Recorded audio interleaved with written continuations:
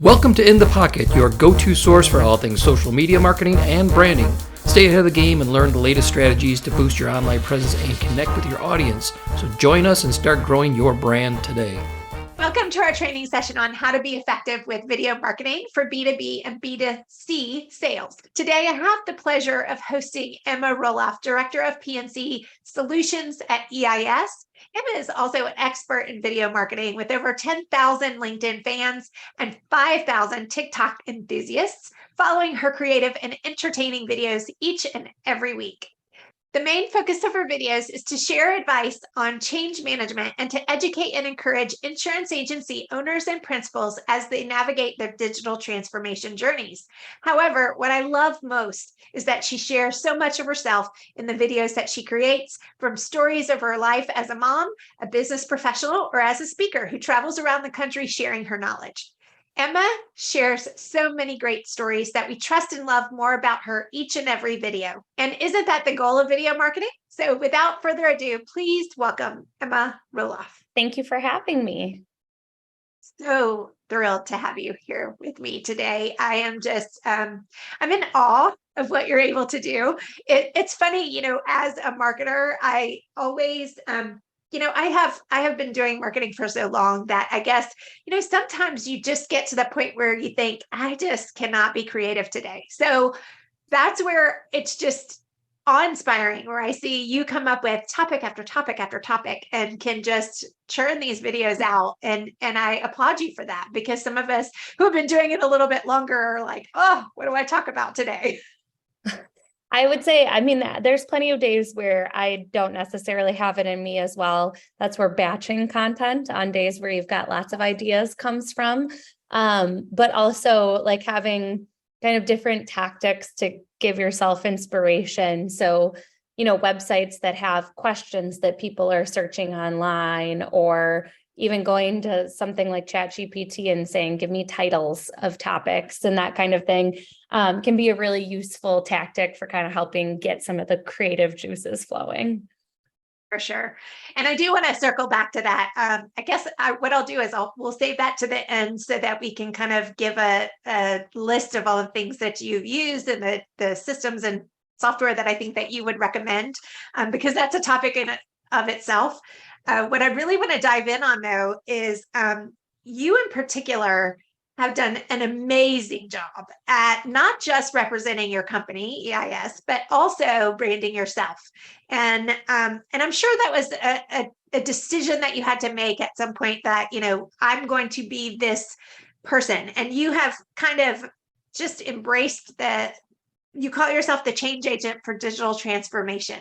And I love that tagline. So tell me where all that came from and tell me how you got started with that. Honestly, I don't know if it was a conscious decision to start building like my own personal brand per se. I've been doing it for a couple of years prior to even joining EIS. But now I would say it is certainly an important part of what I would like to continue to do within my career, is to be able to be myself authentically, as well as being who I am kind of professionally within an organization and representing them. Honestly, it started at the beginning of COVID. I was talking to my husband, who is a sales consultant focused on helping people specifically develop these kinds of tactics for sales strategies. But we were talking and I couldn't go sell the way that I had always sold. There was not an opportunity to be in office with people. You couldn't go meet with your clients. You couldn't do lunch and learns the same way that you had before. And I wasn't interested in like picking up the phone and bothering people while we were all going through this big change of like what was happening in the world. And his suggestion was to start video. And growing up, I was in forensics, which for people that don't know is basically like competitive public speaking. It's not debate, but there's all sorts of different categories, and it's kind of theater mixed with public speaking, a little bit of debate. And so I was always very comfortable speaking and presenting, and I used to be a teacher. So the skill sets of being able to present on video was something that came naturally. And so he was like, why don't you start doing video? And I kind of was like, well, does anybody watch that? Like, does anyone want to watch a video on transformation? And he was like, I mean, what's the worst that happens? No one watches. Like, why not try it? And so it slowly evolved over time. And at first it was like very kind of what I felt business video should be, sitting down and presenting to or having interview conversations with people, very kind of like scripted questions and that kind of thing. And then slowly over time, as I got more comfortable, I started to show more of my personality in those conversations. And then started to branch out into, as you mentioned, TikTok videos and kind of taking a little bit more of my personality in there.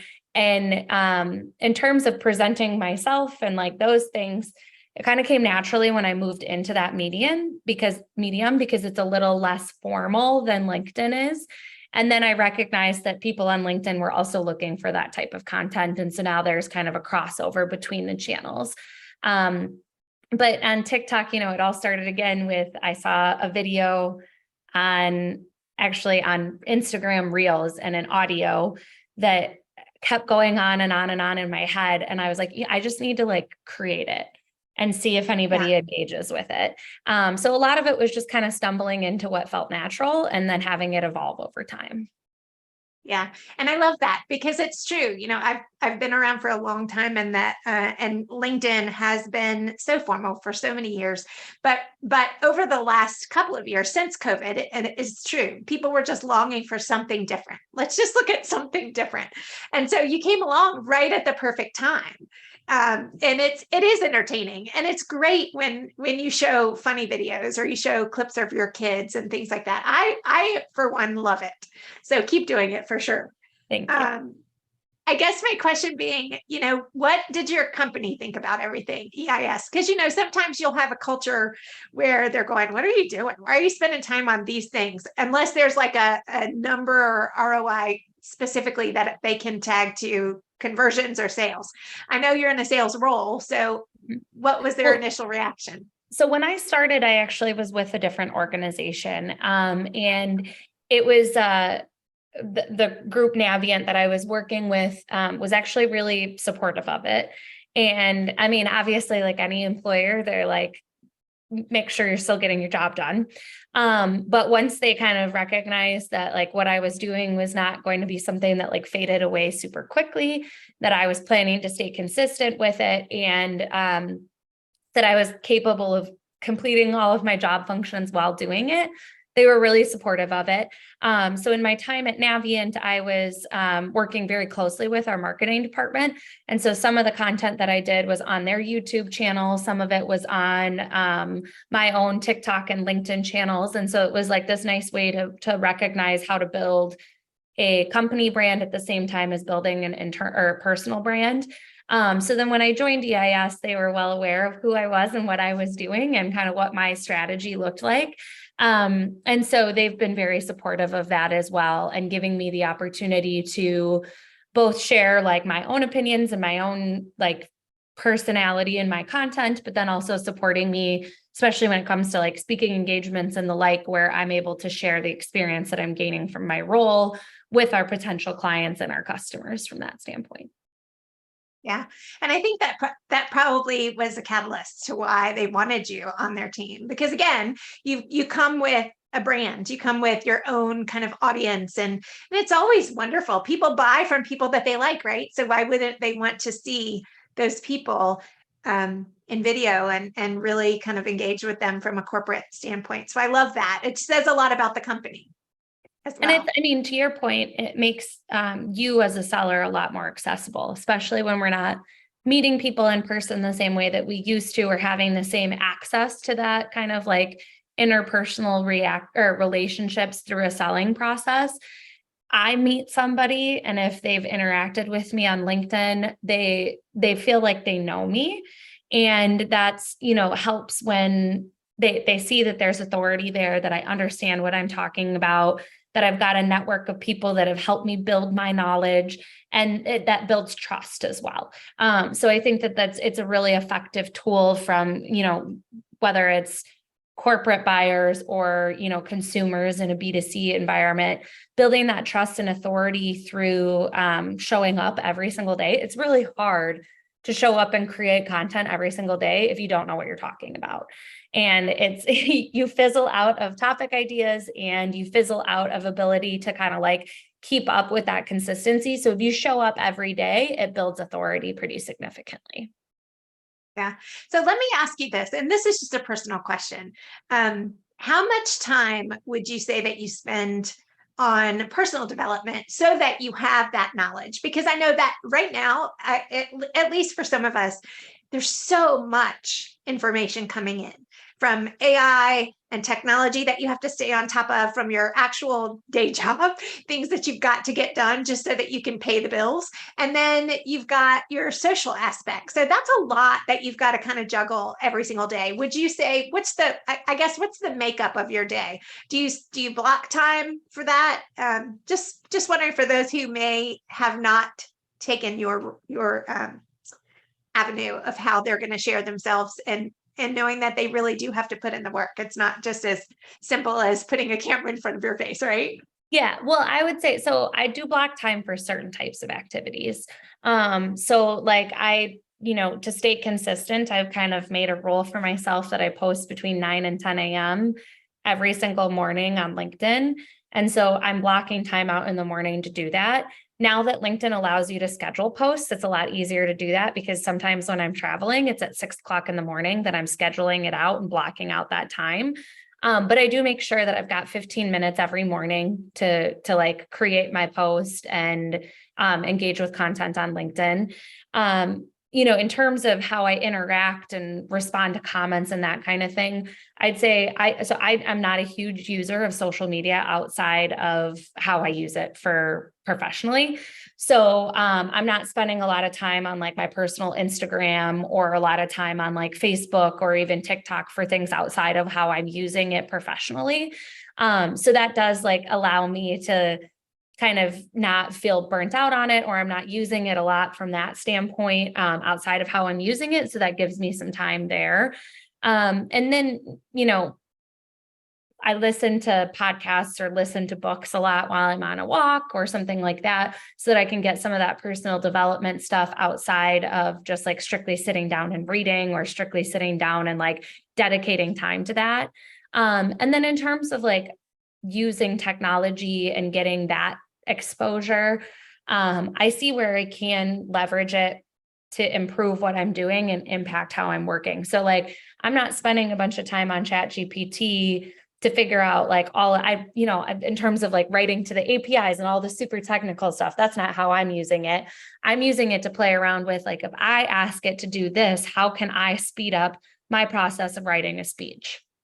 How can I speed up this process within my life, and experimenting with it and working with it so I have direct context to how it applies to me professionally. So the balance looks different every day, especially when you're doing something like traveling versus when you're at home, or when you've got a sick kid at home, or someone on on a week off of summer camp upstairs running around right now. So that balance looks different. But I would say one thing that probably COVID has taught a lot of people is it's less of like work-life balance and more work-life blending. And like, when do you have time to do things, especially if you've got kids? So sometimes on, a Monday night before an interview is posted on Tuesday at 9 o'clock at night, after the kids are in bed, the laptop's in my lap and I'm editing the video. But then there's other days where I can get ahead of it when I'm on a plane and I'm traveling and I've got 3 weeks done and I don't need to think about it. So it's that ebb and flow kind of balance isn't necessarily a direct science, so to speak. Yeah. And I love that you say that your videos, you're blocking about 15 minutes, because that's the true beauty of what you've done is, and it's harder for some of us that are a little older, that are so picky about, I have to have my face on, I have to have my hair done, I have to have good lighting. It's a different approach, in that it's just, like you said, it's authentic. You're putting your camera in front of your face and you're just kind of getting it done. As far as editing, you have some really creative edits. And I love how you kind of sandwich everything together and all the different takes. You can tell that you've got different takes, but you're sandwiching it together. Just as a quick FYI, I'd be interested to see how much time you spend on editing posts after you've done your video. how much is actually invested before you're throwing those up the next day or scheduling them? So from an editing perspective, with a lot of like my just like talking videos, I've learned how to record them in a way that actually cuts down pretty significantly on editing, because editing is not a strong suit of mine. I'm definitely not a video editor. And honestly, going back to what you said, there's plenty, like if I let myself watch everything that I've created over and over again, I could nitpick it to, the cows come home. So I actually don't rewatch a lot of what I'm doing because I don't want to love second that. guess myself. I love it. And I need to learn that. I need to learn that. Yeah. So the way that I record stuff when I'm just doing talking videos, I mean, part of it is natively within the TikTok app. It's very easy to record and edit videos. But so when I'm recording, I will record small clips. If I mess up, I delete it and I record it again. And so then when I'm done, I've got a bunch of small clips over time that again took me a couple of minutes to actually record. And then it's just kind of slicing the ends off so that it feels continuous. So actually editing a video when you've recorded it that way is really quick. And then again, from my perspective, I just watch until I hear a word start and I cut it off. And then I go to the end of the clip and I wait until I'm done talking and I cut it. And then I watch it once through to make sure that it sounds like that the way I would like it to, and that I'm making a cohesive point through the video. And then I post it and I don't go back and I don't watch it a ton because otherwise I will second guess things or I will try to re-record it and try to get it perfect. So the editing process on those videos actually isn't that much. And then same with like my interviews, with my guests, a lot of times I will, really not edit those because it's supposed to be a conversation and authentic conversation between me and my guests.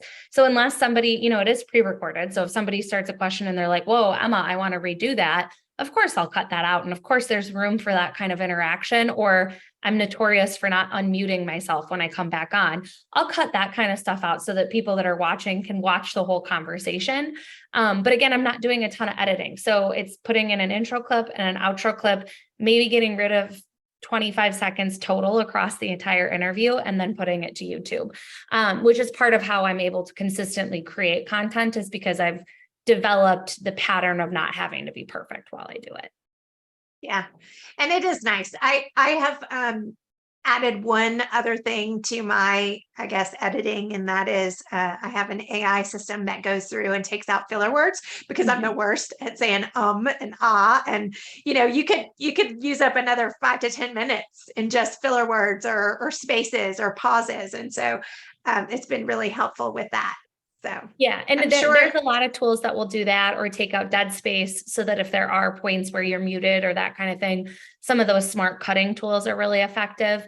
You do have to be a little bit more careful to make sure it's not cutting off other words. So you kind of need to watch through when you're using those tools, but they're really helpful as well. Yeah, for sure.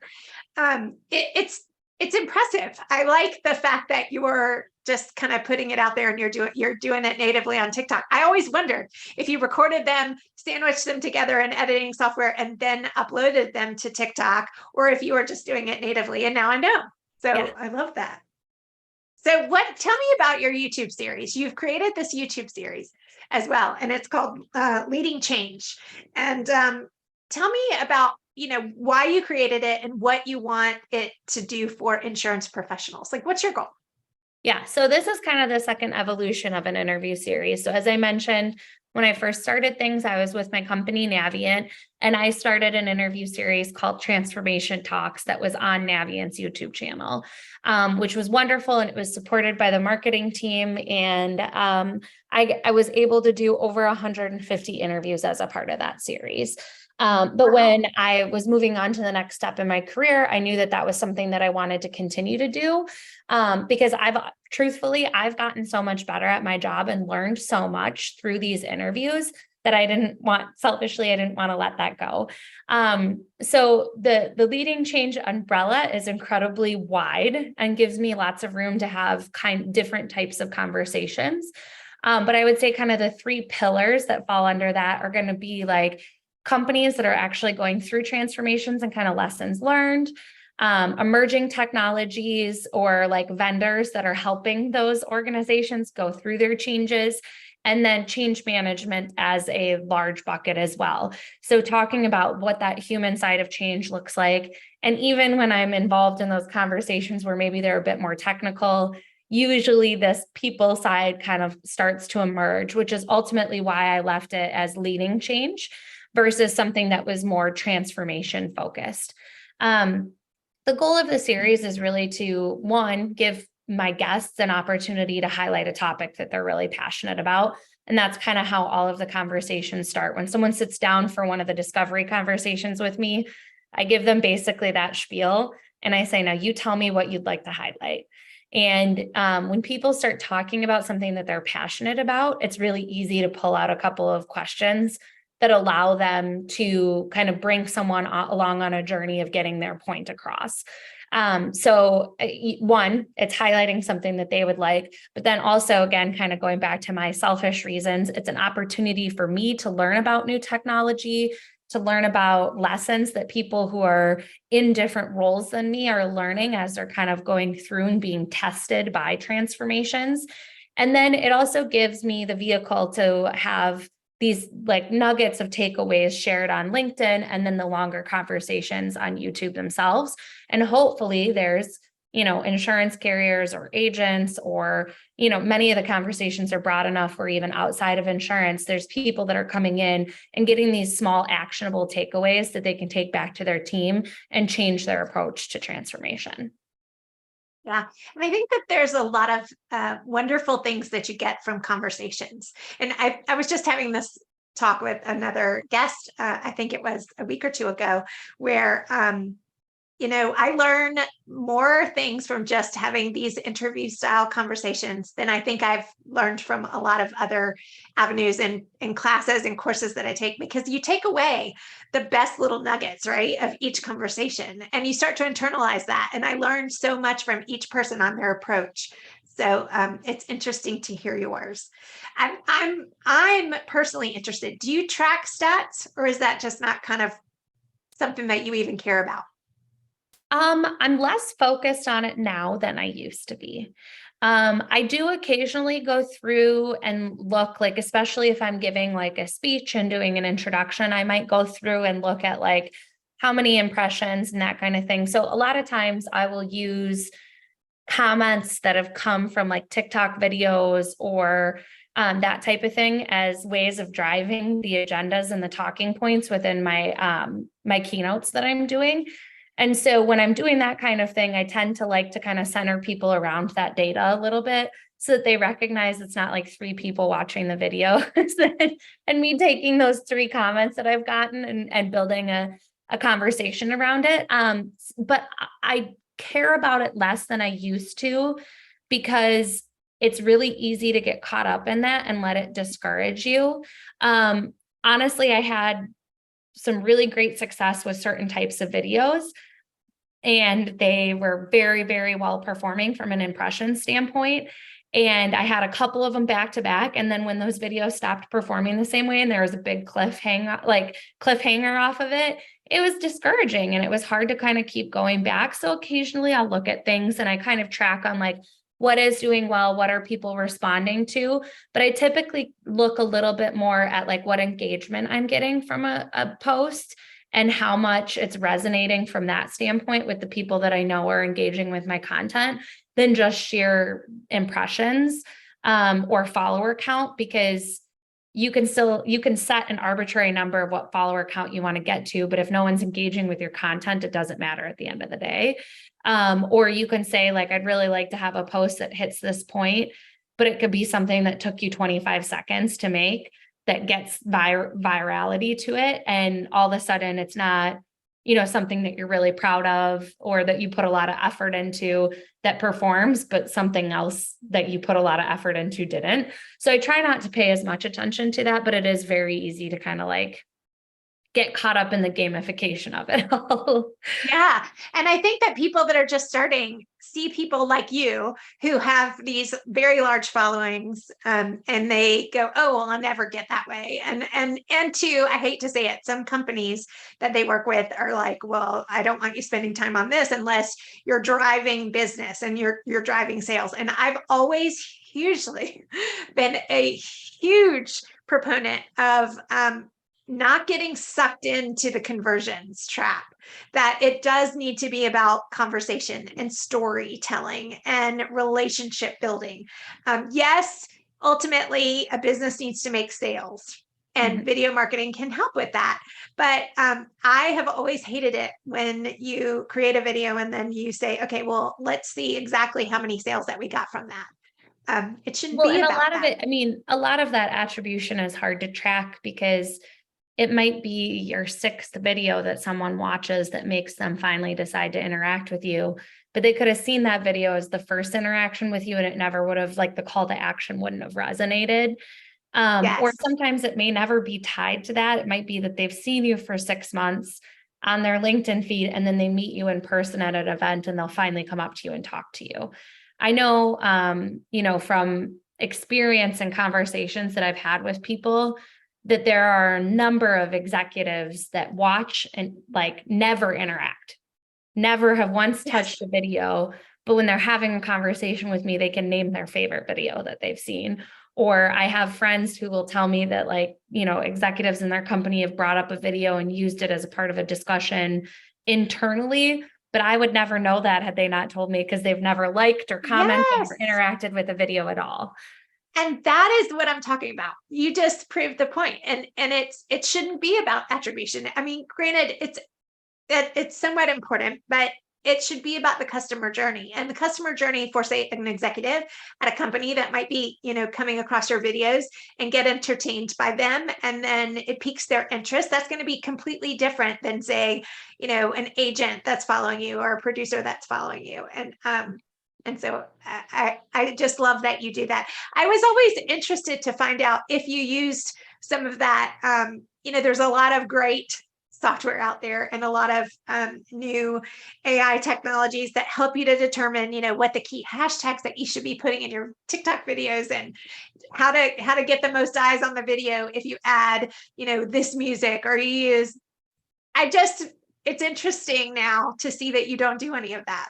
That it's just really authentic. To say that when I'm doing like a TikTok video and like looking for like a sound for a background, I'm typically just like, as I see videos, if I think that it's like something that I could think of how to like relate back to my niche, I'll save it and I'll come back to it and I'll make a video. And from TikTok's perspective, like if you see something and it like resonates with you, you're better off using it sooner rather than later. Because if you want to kind of jump on like the virality of it, you kind of have to, if it's a trending sound. But especially with the way that I use the platforms, I use TikTok as a way, it's a wonderful benefit that there are people that want to interact with me there and like it. But again, I started my TikTok strictly to get an idea out of my brain and then post it to LinkedIn. And I've had some content that performs really, really well on TikTok that would never do well on LinkedIn, and vice versa. And so like content that will take off and do extremely well on LinkedIn, there might be 200 views on it on TikTok because it's not just it, or it didn't hit the algorithm the right way or whatever else. And so, when you try to play those games, it pays off for some people. And there's lots of people that will, have careers that are dedicated to trying to game the system and figure out how to get the algorithm to work in their favor. But for my use, it's just, I'm more here to make content that sparks a conversation. If it does it on TikTok, great. If it does it on LinkedIn, great. But again, I've tried some of that here or there, and, like the people that say the hashtags that are in your account on LinkedIn, if you use them in your posts, it boosts by this much. I've just found if you make content that resonates with people, it will take off. And if you takes care of itself. Yeah, exactly. Yeah. So if you had someone, and it doesn't have to be in insurance, again, we're talking to some folks that are outside the industry, but if you had somebody that was coming to you that was like, I just want to get started, tell me how you would encourage them to kind of incorporate and we've covered some of it briefly, but if you wanted to go into that, just how you would encourage someone to get started and what to tackle. I think the first thing is to like recognize that you have to get comfortable with like the idea of getting to the point where you are putting your face out there and you are doing video.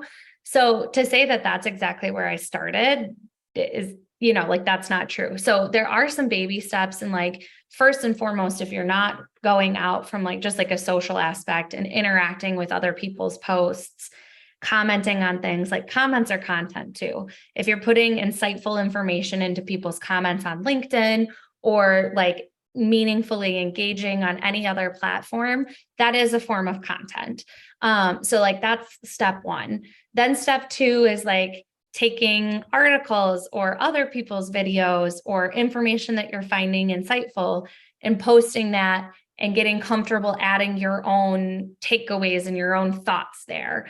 And then to the next stage of creating your own content, whether that's a blog post or just, your own thoughts on something and writing, and then moving into video. Because again, like video takes a certain amount of vulnerability to be able to like put your face out there and like articulate your views and like put them in a way that are digestible for other people with your face attached to it. It's a little easier to kind of step into it with those other mediums first. So I would say that that's like number one. And then the other side is just, again, to like be very thoughtful about the fact, it sounds kind of harsh to say this, but like be thoughtful about the fact that the first couple of times you do a video, probably not a ton of people are going to be watching. So even if it's not perfect, it's okay. And like, if I had to go back and watch the first couple of interviews that I had done on my old series, or even when I go back and look at some of the TikToks that I did a year ago, I've gotten so much more effective, to your point, at editing it, at shooting it, to getting it down to the science for myself, that if I compare what I'm doing now to what I was doing 2 years ago, it's a different game. And so it's not fair to look at yourself as a beginner and like compare yourself to people that have been doing it for a long time. So just remember, like, I'm going to put this out there and maybe there will be 1,000 impressions, but when I look at the actual views, it's probably going to be like 200 views, and some of them are going to be in a different country and I'll never see those people ever again. So like, I'm going to do it. I'm going to get it out there. I'm going to start. And then in 6 months, I can start critiquing myself about how I'm doing. Yeah. And I think it's good that you don't even get on TikTok and do it, when you're outside of work, because comparison is really challenging. Because if you start going down that rabbit hole of looking at other people that are creating content, especially in your space, that are doing the same thing, you start going, "Ooh, she was really good at this," or "Ooh, she was, better at that," or he, well, and I certainly do, like, again, consume like content that is in the insurance realm, like some of my friends that have podcasts or people that I admire in the industry. And I do have to watch TikToks. I mean, my kids will tell you, they make fun of me for editing and being on TikTok a lot because I have it out and I'm engaging with it to edit my videos. But like, to get some of those audios and that kind of thing, you do have to consume content. But I typically am trying to do it with like my own flavor. To your point, I'm not spending hours trying to replicate what someone else is doing, because you're not going to do yourself any favors from that standpoint. Yeah. And even the worst videos, if you're growing and you're consistently putting content out there, it is organically going to start working, just because of the sheer volume of content that you're putting out there, and you're constantly creating. And that's, if anything else, as a marketer, that's what I've tried to teach clients and people that I've met along the way, is that just put it out there, just do something, and then grow and add to it. And eventually you'll start seeing those numbers, kind of take a turn. And so don't be so caught up in the numbers. A lot of people are very, very caught up in the numbers. How often, I know this, but how often are you posting? And obviously we've talked about what platforms. You've got TikTok, you've got LinkedIn, you're putting stuff up on YouTube, and you're doing shorts, correct? Yeah, YouTube. So most of my YouTube shorts are repurposed TikToks. So not everything. So TikTok, you can record up to 3 minutes and you can upload up to 10 minutes. So they're, like, it's short form content, but it's much longer short form content than other platforms will allow. So YouTube Shorts can only be 60 seconds. So not everything that goes on TikTok goes to YouTube, but I do repurpose content there because there are different audiences. And I will repurpose some of my TikTok content to LinkedIn as well. On LinkedIn, I post 5 times a week, maybe 6 or 7, depending on what's going on. But typically I'm posting Monday through Friday once a day. Wow. And it's, again, my kind of like consistent between 9 and 10. And sometimes it's before, sometimes it's after, but pretty regularly between that 9 o'clock and 10 o'clock hour, Monday through Friday, with an occasional something that comes up on the weekend or that type of thing. But again, I decided early on that I didn't want to have to come up with content every single day. And I didn't want to have to show up every single day. So that's kind of how I've like taken on LinkedIn. TikTok, I do try to post at least once a day. But again, same thing, like on the weekends, I'm not going to beat myself up if I don't create content. And sometimes it's my YouTube interviews being sliced up and repurposed onto TikTok. And so like, you know, it might be stuff that's saved in my drafts of stuff that I can post on a day where I'm not feeling creative, on a day where I don't have an idea. And then there's other days on TikTok where like I see a funny audio and then another one and then another one. And I had already posted once for the day. So I post 4 times that day. Like on TikTok, it's, you know, really there. It's the more you post, the more potential you have to grow. So there's not really like limits or best practices on how to go about posting content there. And then YouTube, I'm actually only posting usually once or twice a week. So I have my consistent YouTube series that is posted on Tuesdays every week. And then again, when I've got 60-second or below content that's on TikTok that makes sense to go over to Shorts, then I'll repurpose it there. But I would say YouTube is probably the platform that I'm less focused on growing. And it's more a homepage and a landing page for all of those larger interviews, whereas most of my other content is short form on TikTok or LinkedIn. Love that. And that helps to understand kind of what your process is. And I would think that your LinkedIn videos or a lot of that content that you're getting is from your travels, from your speaking engagements, from being with people at events. And that's a perfect time to say, hey, can we sit down and do a quick video? Or can we do an interview? Yeah. And I do, you know, like I would say, I guess one other thing to kind of add to all of this in terms of advice on how to get started and how I work with my process. I have kind of a set schedule of what type of content I post every day of the week on LinkedIn, which then helps inform what content I'm creating for YouTube or TikTok as well. So like on Mondays, every week, I post a video that I recorded over the weekend, usually out on a walk or a run. So I go for like long walks or runs on the weekend while I'm out on the trails. Usually something's bouncing around in my head and I'll make a video. So that's like recorded on the weekend. It gets posted as content onto TikTok, and then it comes to LinkedIn on Mondays. So I have those videos that are posted every Monday. Then I have my interview series, which is repurposed from YouTube onto LinkedIn every Tuesday. Wednesdays and Thursdays are a little bit of like open to interpretation depending on what's going on. But usually it's promoting an event that I'm speaking at, or again, like this week I'll be posting stuff that came from an event last week and content that I've created.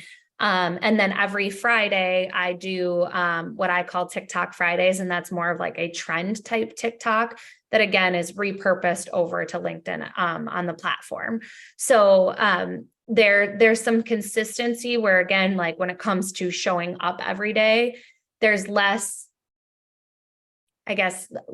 intimidation that comes with showing up and posting when I've got this schedule. And that schedule has changed and shifted over time. I used to do explainer videos every Wednesday. I've started to wane on how many topics I can explain that are coming from my brain alone. So some of that isn't quite as like regimented as it used to be. But again, when I was first getting started, rather than these videos of me talking on the weekends, I'd listen to a podcast. And I'd share about that podcast on every Monday morning after doing my laundry, listening to it on Sunday. I would come and I'd give kind of a synopsis and my thoughts and takeaways and then share the podcast. So I just came up with these tools to kind of help me set a schedule that makes it really easy for me to show up and take some of the guesswork out of what I'm doing every time that I feel like I need to show up. Yeah. And I think that's a big part of the intimidation factor, is that if somebody feels like it's all about them and that they have to be training and teaching and, ahead of the curve on everything, it stops them in their tracks. Whereas I love your approach, and it's much more, hey, let's entertain. Let's just get out there in front of people. Let's share something that somebody else already did and that they were successful on, and talk about it, how it impacted me. And so you're still sharing great information. You didn't have to think about it. You didn't have to, be the brain behind it all. You can just kind of share your thoughts. So where are you keeping all of your tracking of your projects and your schedule? I'm just interested to know, as a marketer. Is there a tool you use like Notion that you're throwing stuff in? Or are you just doing it in your head? It's all up here.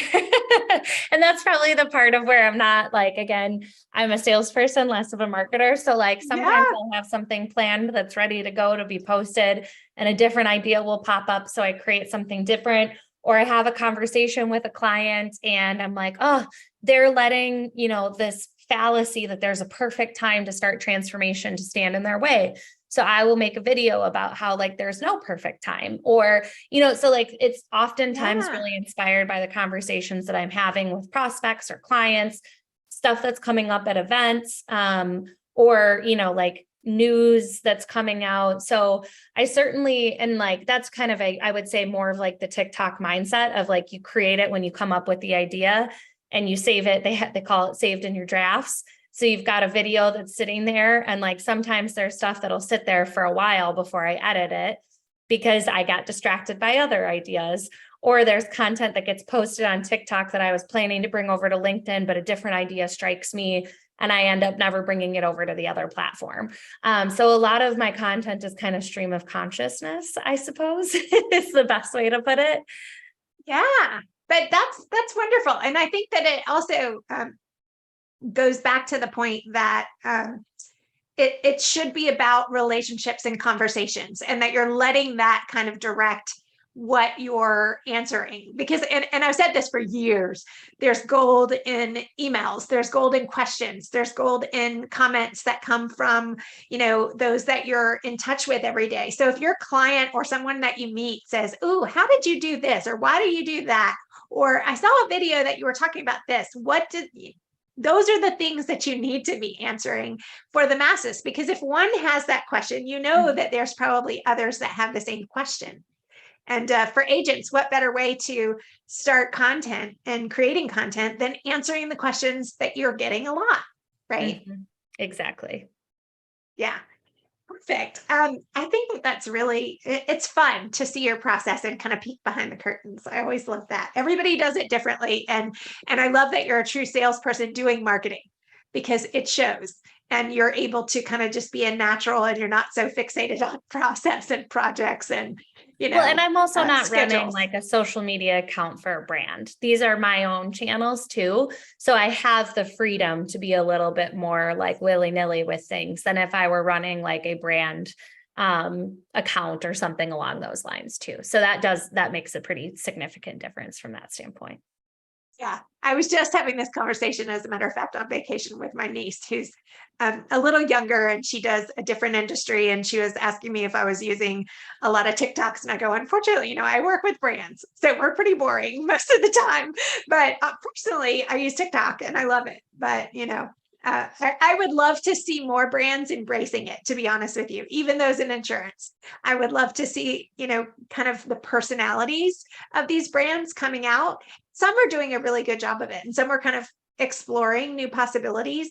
But, it's wonderful to be able to repurpose that content on different platforms. But like you said, you have to kind of have the platform in mind when you're creating, because the approach is totally different.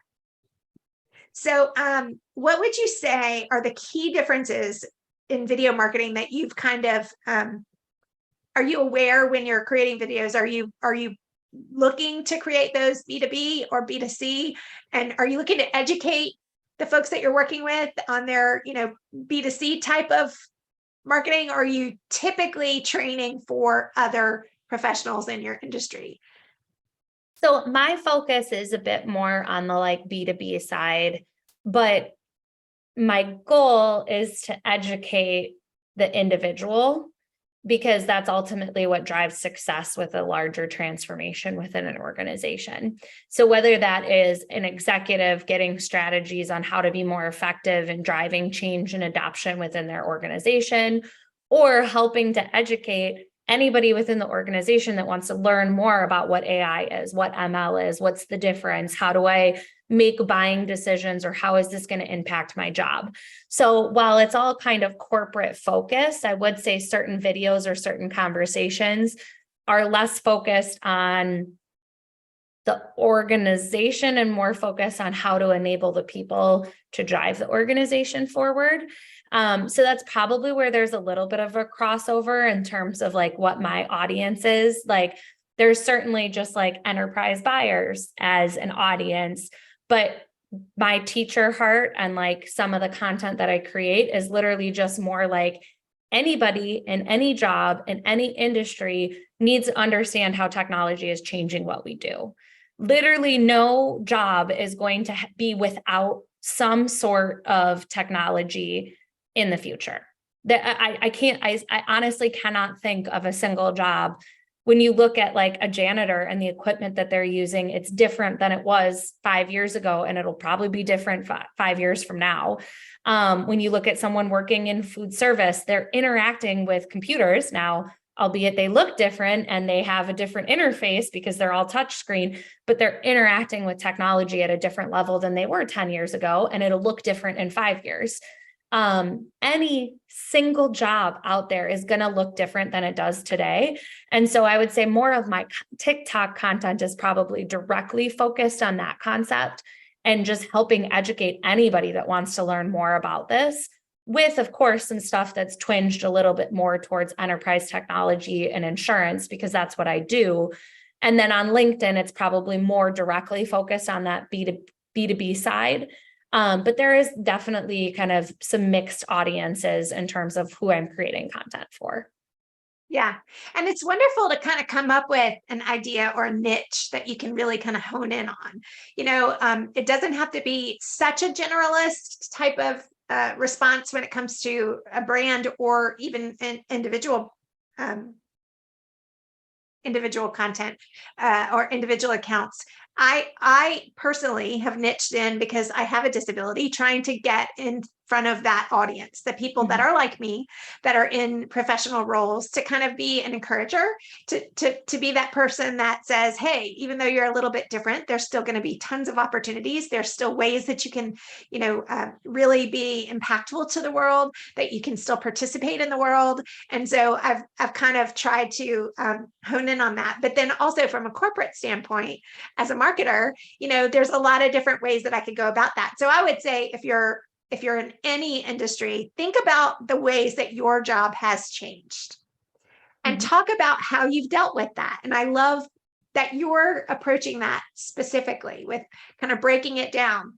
If you have, an insurance producer, how has that person's job changed, and what did they have to go through, and what is the technology that they're using, and how has that changed in the last year? You can really kind of go down a rabbit hole on any of these topics. And all of that is great for video.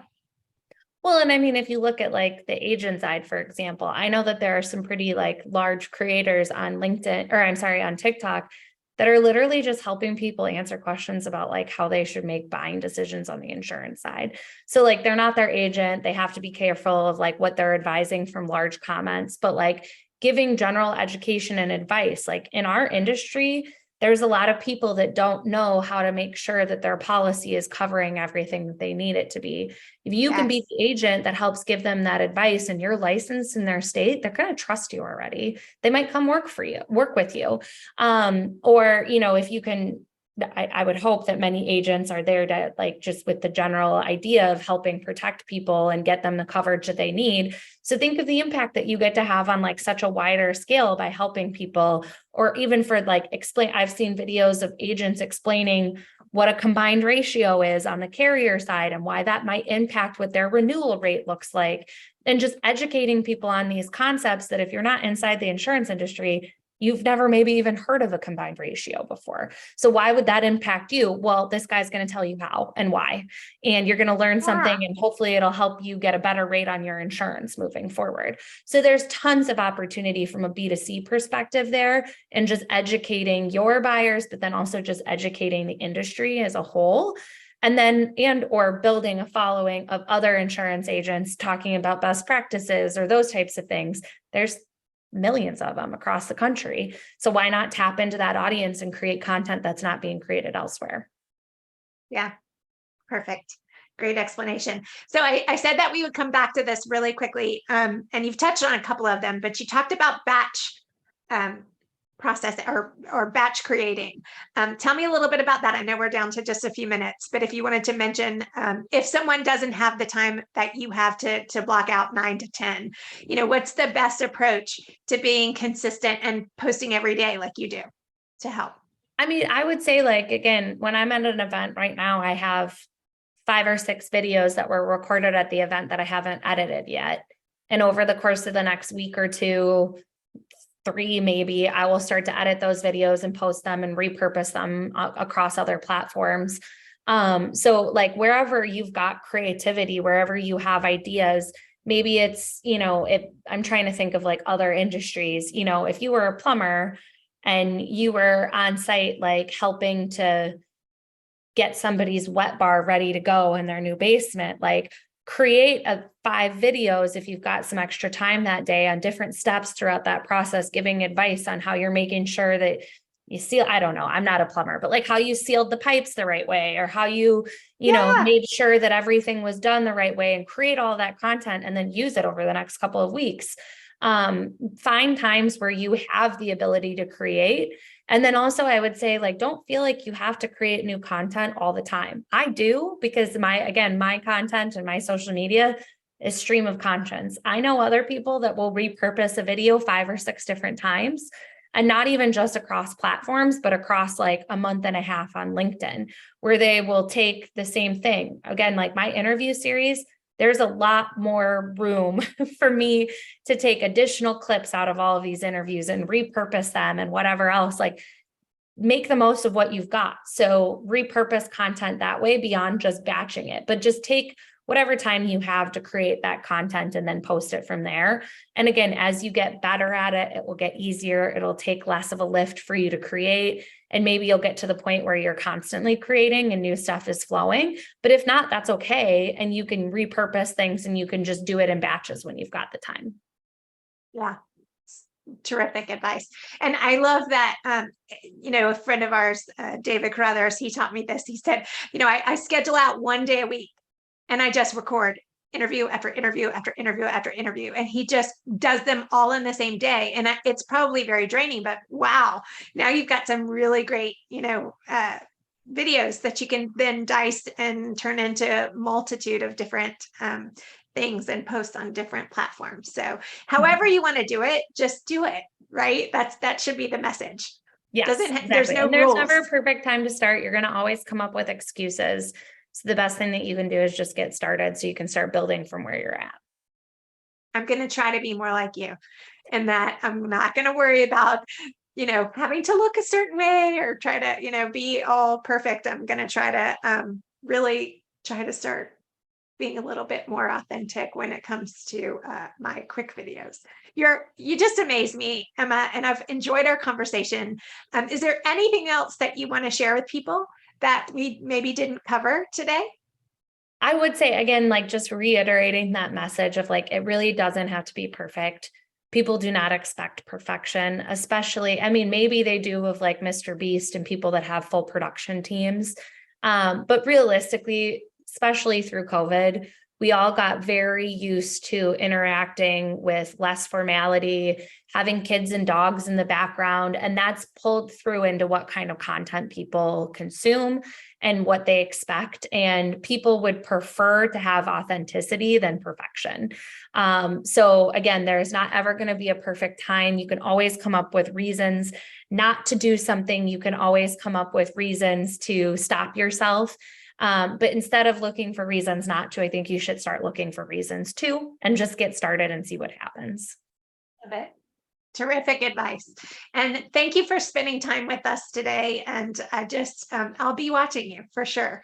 I already follow you and you've just inspired me so much. And I love that you let us peek behind the curtain a little bit to learn a little bit more about your process. So thank you for joining me. Well, thank you for having me.